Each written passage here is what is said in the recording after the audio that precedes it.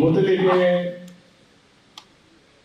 ಕೀರ್ತಿಶೇಷರಾದ Shri you ಕೃಷ್ಣಮೂರ್ತಿಗಳ ಸಂಸ್ಕರಣೆಯ ಈ ಕಾರ್ಯಕ್ರಮಕ್ಕೆ ಆಗಮಿಸಿರುವ ಸಂಘದ ಸರಕಾರ ಆದರಣೀಯ ಶ್ರೀ ದತ್ತಾತ್ರೇಯ ಹೊಸಬಾಳೆ ಅವರಿಗೆ ಹೃತ್ಪೂರ್ವಕ ಸ್ವಾಗತಗಳು.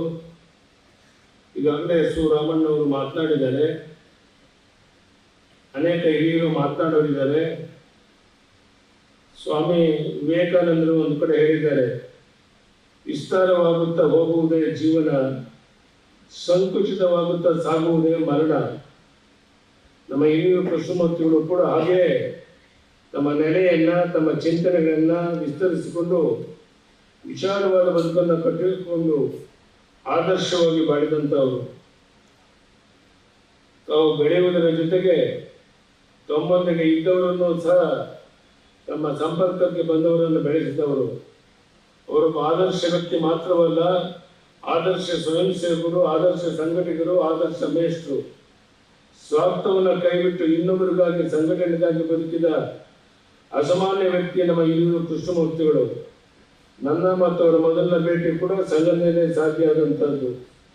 ನಂತರದಲ್ಲಿ ನನ್ನ ಮತ್ತು ಅವರ ಒಡನಾಟ ಎಷ್ಟೋ ಮಟ್ಟಿಗೆ ಬೆಳೆಯಿತು ಅಂತ ಹೇಳಿದ್ರೆ, ಅವರು ನನಗೆ ಹಿರಿಯಣ್ಣನಾಗೇ ಬಿಟ್ಟರು. ವೈಯಕ್ತಿಕವಾಗಿ, ಸಾರ್ವಜನಿಕ ಜೀವನದಲ್ಲಿ, ರಾಜಕೀಯ ಜೀವನದಲ್ಲಿ ನನಗೆ ಏನೇ ತೊಂದರೆ ಬಂದು ನಾನು ಕೃಷ್ಣಮೂರ್ತಿಗಳನ್ನು ಸಂಪರ್ಕಿಸ್ತಾ ಇದ್ದೆ. ಅನೇಕ ಸಂದರ್ಭದಲ್ಲಿ ಆ ಸಮಸ್ಯೆಗೆ ಒಂದು ಪರಿಹಾರ ಹುಡುಕುವಂಥ ಕೆಲಸವನ್ನ ಮಾನ್ಯ ಹಿರಿಯೂರು ಕೃಷ್ಣಮೂರ್ತಿಗಳು ಮಾಡ್ತಾ ಇದ್ರು. ನನಗೆ ಮಾತ್ರ ಅಲ್ಲ, ನನ್ನಂತ ಅದೆಷ್ಟೋ ಸಾವಿರಾರು ಜನರಿಗೆ ಅವ್ರಿಗೆ ಹೀಗೆ ಆಸರೆಯಾಗಿದ್ದರು.